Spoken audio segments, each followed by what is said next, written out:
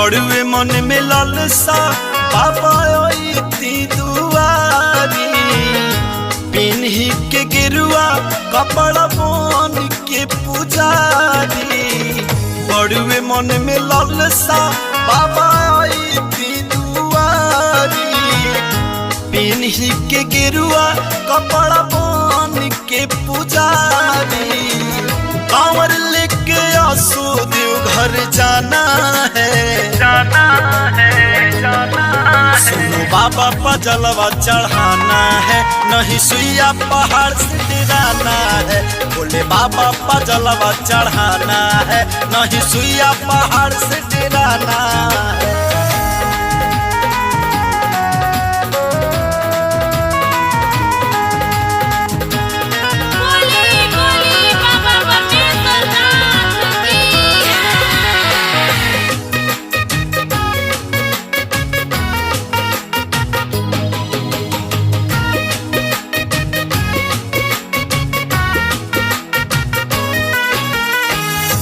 पैसा के बाबा बहुत बा मजबूरी बानी अबोध बाकी जाना है जरूरी जाना है जरूरी।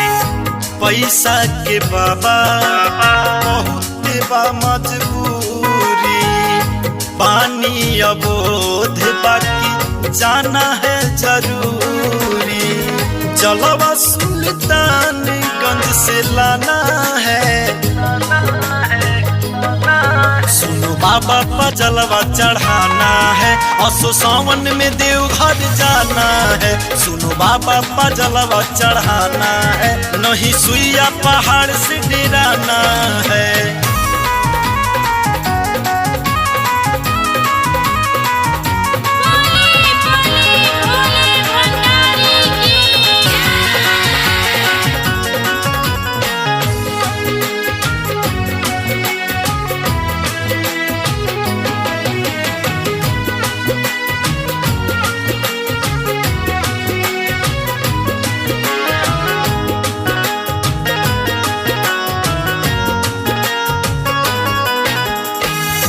पहिला सुमारी असुकरब जल ढारी बाबा विकास संग रही है दिलीप पुजारी